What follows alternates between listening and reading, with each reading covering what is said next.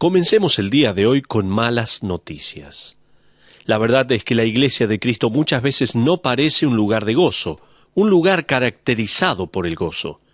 De hecho, una encuesta realizada hace algunos años decía que un 60% de personas que no conocen a Dios consideraban a la Iglesia no como un lugar que permitía disfrutar de Dios, sino como una organización que simplemente trataba de sostenerse a sí misma y preservar su legado.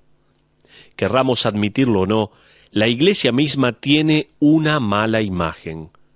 ¿Por qué motivo querrá alguien sumarse a un grupo de personas que se caracterizan, como lo puso un autor, que parecen estar mareados durante todo el viaje?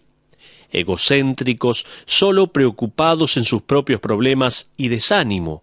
Somos personas que parecemos no poder tener gozo. ¿A dónde está la vida que el Señor Jesucristo dijo en San Juan capítulo 10, versículo 10, que es vida abundante? Si uno le pregunta al creyente promedio, ¿tiene gozo? De ser sincero, va a responderle que no. Esa canción, yo tengo gozo, gozo, gozo en mi corazón, se la dejamos a los niños, porque parece que solo ellos lo tienen. Un autor escribió que la adoración es la piedra preciosa que le falta a la Iglesia. Si bien estoy de acuerdo con ello, también creo que, en primer lugar, la adoración es una acción, pero el gozo es la actitud detrás de esa acción, y en segundo lugar, adoración es un ministerio, pero el gozo es la motivación que nos lleva a ministrar. William Barclay escribió esto: un creyente apesadumbrado es una contradicción en varios niveles. El cristiano es una persona gozosa. El cristiano es el caballero sonriente de Cristo. Hasta ahí lo que dice William Barclay. La Biblia nos dice en Hebreos capítulo 12, versículo 2, que la obra de Cristo en la cruz fue motivada por gozo. Dice la Biblia, el cual, por el gozo puesto delante de él, sufrió la cruz. Pedro escribió en Primera de Pedro capítulo 4 versículo 13 que el creyente en medio del sufrimiento puede experimentar gran gozo. Pablo les dio a entender a los creyentes en Tesalónica, en Primera Tesalonicenses capítulo 5 versículo 16, que ellos podían estar gozosos continuamente. También definió al reino de Dios en Romanos capítulo 14 versículo 17 con las siguientes palabras: porque el reino de Dios no es comida ni bebida, cosas materiales, sino justicia, paz y gozo. Aún así, ese mismo ingrediente, faltante en la vida de muchos creyentes, una cualidad que nos distingue del resto del mundo, una joya preciosa y brillante que atrae a un mundo necesitado e insatisfecho, es el gozo. La joya perdida de la Iglesia es el gozo. ¿A dónde se puede encontrar entonces? ¿Cómo puede excavarse de las rocas de la experiencia humana? ¿Cómo puede descubrirse cuando está enterrado bajo la vida cotidiana? ¿Cómo es posible? La respuesta la encontramos en el libro de Esdras. En el capítulo 6, si usted tiene un lápiz o un bolígrafo, subraye la palabra que aparece en 2 ocasiones en el versículo que le voy a leer. Se trata del versículo 16. Dice así: entonces los hijos de Israel, los sacerdotes, los levitas y los demás que habían venido de la cautividad, hicieron la dedicación de esta casa de Dios con gozo. Lo vuelvo a leer. Por favor, subraye este pasaje. Dice Esdras capítulo 6, versículo 16, entonces los hijos de Israel, los sacerdotes, los levitas y los demás que habían venido de la cautividad, hicieron la dedicación de esta casa de Dios con gozo. Luego, al final del capítulo, en el versículo 22, leemos, y celebraron con regocijo la fiesta solemne de los panes sin levadura 7 días, por cuanto Jehová los había alegrado. Permítame, por favor, darle varias pautas para ayudarle en su búsqueda de gozo. ¿Necesita gozo? ¿Quiere tener el gozo abundante en su vida? El gozo se descubre en nuestra sumisión. En primer lugar, por favor tome nota. El gozo puede encontrarse en nuestra sumisión. Comencemos con los versículos 14 al 16 de Esdras, capítulo 6. Dice la Biblia allí: y los ancianos de los judíos edificaban y prosperaban, conforme a la profecía del profeta Ageo y de Zacarías, hijo de Ido. Edificaron, pues, y terminaron por orden del Dios de Israel, y por mandato de Ciro, de Darío y de Artajerjes, rey de Persia. Esta casa fue terminada el tercer día del mes de Adar, que era el 6º año del reinado del rey Darío. Entonces los hijos de Israel, los sacerdotes, los levitas y los demás que habían venido de la cautividad, hicieron la dedicación de esta casa de Dios con gozo. Ellos terminaron el edificio tal como lo decía el mandamiento. Las palabras claves en el versículo 14 son: edificaron pues y terminaron por orden del Dios. Cuando uno se somete a la voluntad de Dios y la termina, un gozo increíble inunda su vida. Téngalo por cierto. Gozo proviene de un sustantivo hebreo que denota contentamiento y alegría que emana del alma.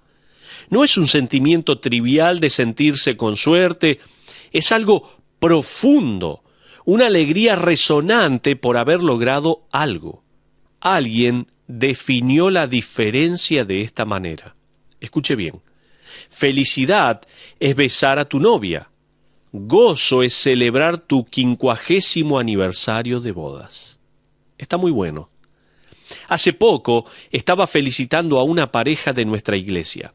Hace unos 6 años atrás, él dejó su carrera en las finanzas, hizo las maletas con su esposa e hijos y se dirigió a la ciudad de Dallas para comenzar a estudiar en el seminario.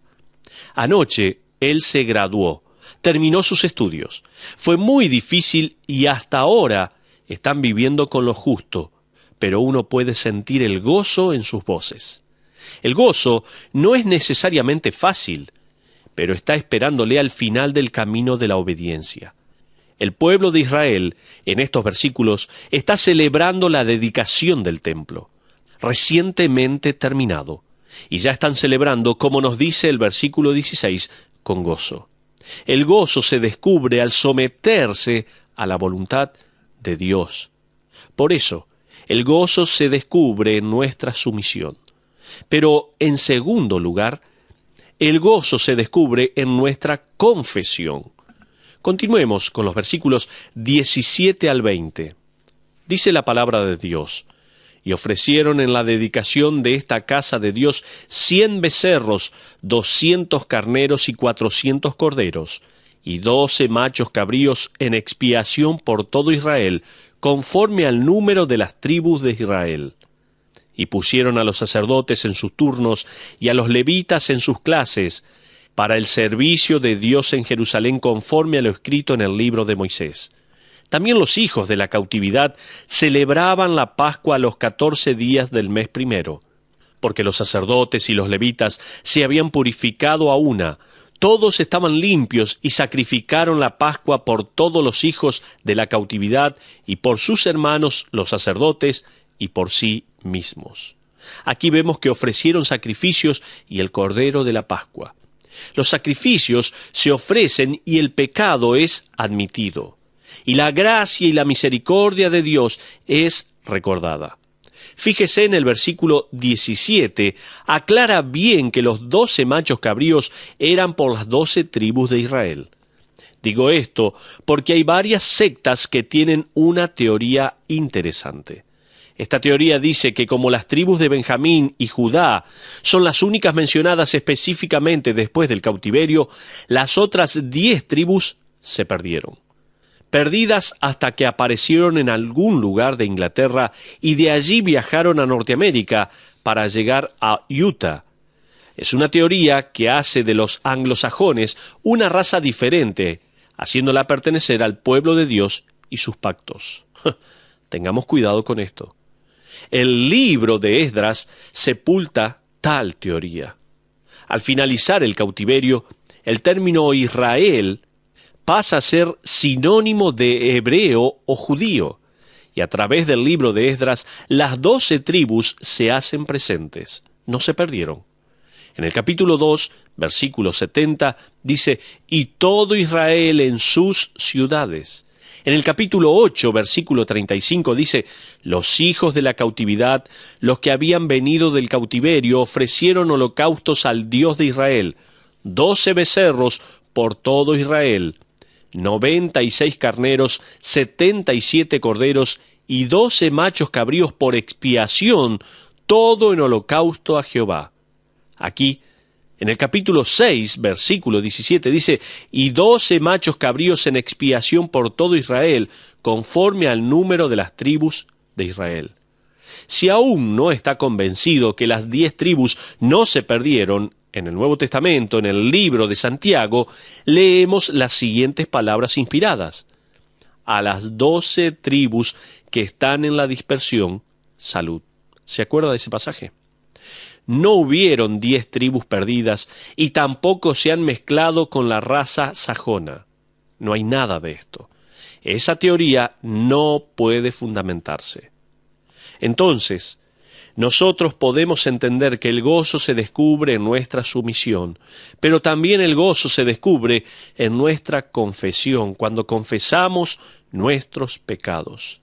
En tercer lugar, lo saqué directamente del versículo 21. Dice, comieron los hijos de Israel que habían vuelto del cautiverio, con todos aquellos que se habían apartado de las inmundicias de la gente de la tierra para buscar a Jehová, Dios de Israel. Tome nota. En tercer lugar, nuestro gozo se encuentra en nuestra preocupación. Vinieron a buscar al Señor, al Dios de Israel. ¿Vinieron a buscar qué? ¿Gozo? ¿Eso es lo que ellos estaban buscando? No. Ellos llegaron buscando al Señor. Me imagino que el mayor ladrón del gozo es nuestra preocupación en otra cosa que no sea Dios. Algunos están preocupados en el pasado, mientras que otros están preocupados con el futuro. Preocuparse con el Señor significa que, al recordar su pasado, ve su sangre que nos limpió y perdonó. Cuando esté tentado a estar ansioso por el día de mañana, mire al futuro y vea que Dios ya ha estado allí y regresó para decirle que va a pastorearlo durante todo el camino. El mundo se preocupa por todo excepto por el Dios preeminente. El creyente necesita poner un cartel que diga, escogí no participar de las preocupaciones, prefiero preocuparme por Dios. ¿Entendió esto? Hay que colocar un cartel que diga, escogí no participar de las preocupaciones, prefiero preocuparme por Dios. David Elkind, un reconocido psicólogo, redacta lo siguiente en uno de sus libros. Escuche bien, él dice esto. Recuerdo haber ido a visitar a mi pequeño hijo al jardín de infantes, ya que la maestra así lo quiso para que yo identificara a un niño con problemas en la clase. Sucedió que cuando estaba sentado observando a estos niños, incluyendo mi hijo, ellos se sentaron en círculo y estaban conversando. Uno de ellos dijo, mi papá es doctor y gana muchísimo dinero y tenemos una piscina en casa. Otro niño dijo, mi papá es abogado y vuela mucho a la capital y se reúne con el presidente. Otro niño dijo, mi papá es el dueño de una compañía y tenemos un avión propio. Luego mi hijo dijo algo que no se puede soslayar, con todo orgullo mirando hacia donde yo estaba, y dijo, mi papá está aquí. Ese niño estaba experimentando gozo. El gozo es el resultado de una relación con su Padre Celestial, quien está allí. ¿Se dio cuenta? La pregunta es, ¿lo disfruta usted? ¿Se preocupa en Él? ¿Su Padre está con usted en este momento? ¿Es esa la relación que usted vive con su Padre Celestial? Como este niño, no le importaba todo el resto, no le importaba el dinero ni las propiedades, sino que su Padre estaba allí. Y eso trae gozo. Recuerde, el gozo se descubre en nuestra sumisión, el gozo se descubre en nuestra confesión, el gozo se descubre en nuestra preocupación. Pero también, en cuarto lugar, descubrir el gozo tiene que ver con nuestra percepción. Fíjese en el versículo 22. Esdras, capítulo 6, versículo 22 dice: «Y celebraron con regocijo la fiesta solemne de los panes sin levaduras 7 días, por cuanto Jehová los había alegrado y había vuelto el corazón del rey de Asiria hacia ellos, para fortalecer sus manos en la obra de la casa de Dios, del Dios de Israel». El Señor cambió el corazón del rey. ¡Qué maravilloso! No piense ni por un momento que todo está perdido. El pueblo aprendió de Zacarías que nada de lo que se logra para el reino de Dios se logra por el poder humano. Escuche bien. Este pueblo de Israel había aprendido de Zacarías que nada de lo que se logra para el reino de Dios se logra por el poder humano. Fíjese en el versículo 22, en la última parte. Dice así: «Jehová los había alegrado y había vuelto el corazón del rey de Asiria hacia ellos, para fortalecer sus manos en la obra». Esa es la percepción apropiada de lo que sucedió. Tal como dijo Zacarías en el capítulo 4, versículo 6, «No con ejército ni con fuerza, sino con mi espíritu, ha dicho Jehová de los ejércitos». Este es el concepto.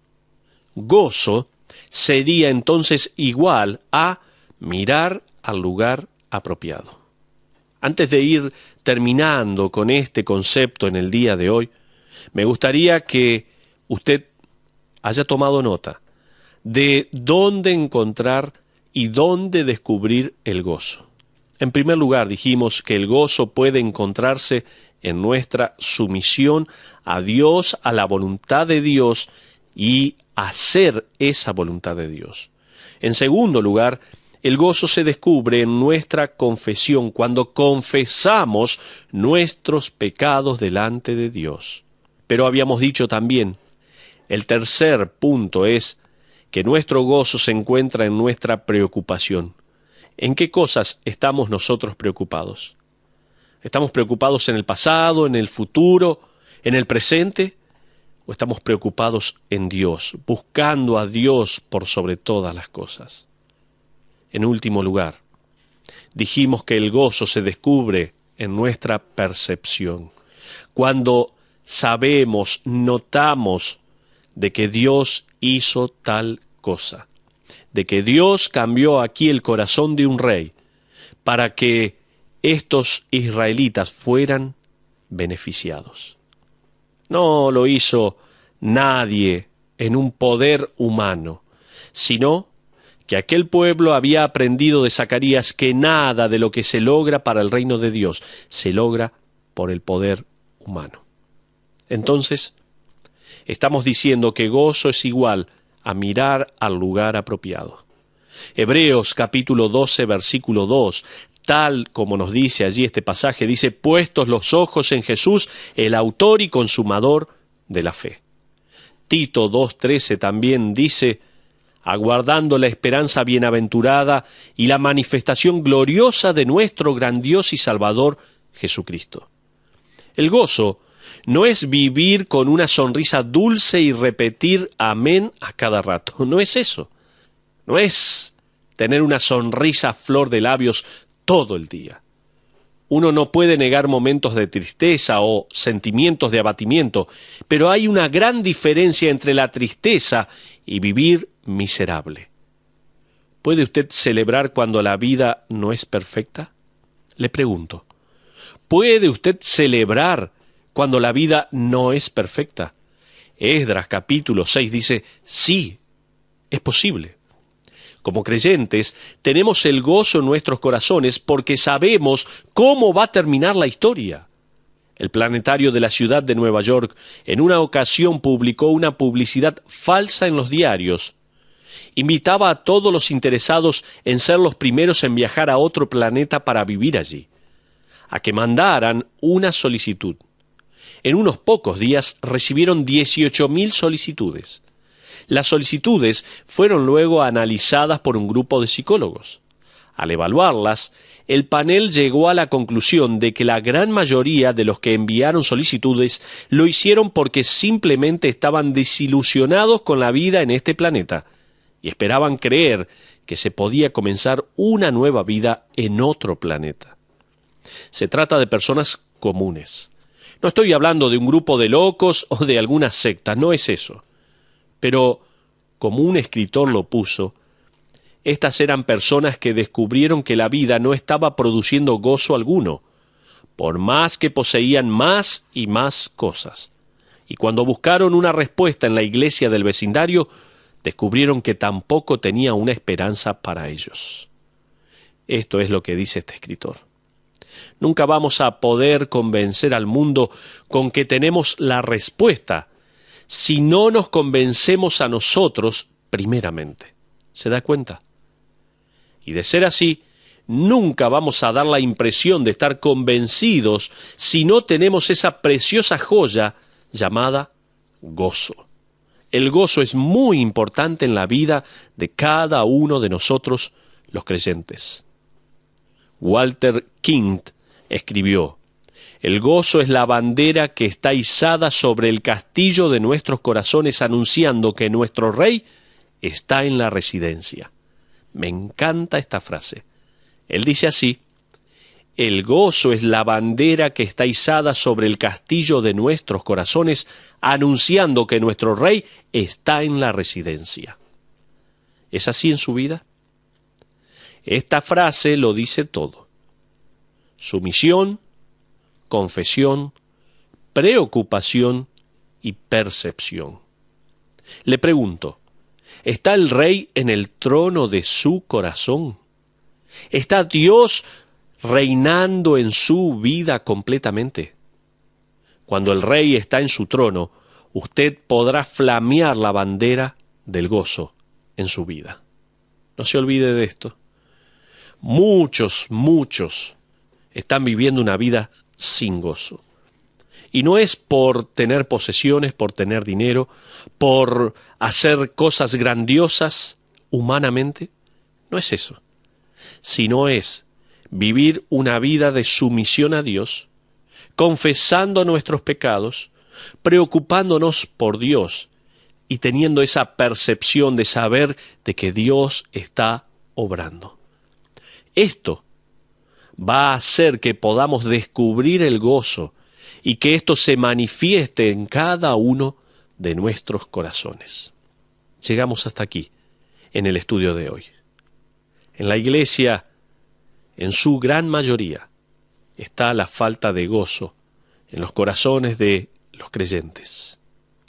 ¿Vamos a ser nosotros aquellos diferentes?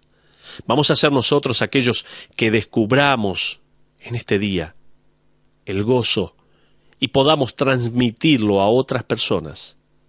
No porque tenemos demasiadas posesiones o porque tenemos suplida cada una de nuestras necesidades, no es por eso, sino porque vivimos una vida agradable a Dios, de sumisión, confesión, preocupación y percepción, y ese gozo se manifiesta en nuestra vida. Espero que así sea en cada una de nuestras vidas. Le espero en nuestro próximo estudio, donde seguiremos este hermoso libro de Esdras, escudriñando y sacando aplicaciones para nuestra vida espiritual. Le espero en nuestro próximo estudio. Que Dios le bendiga ricamente.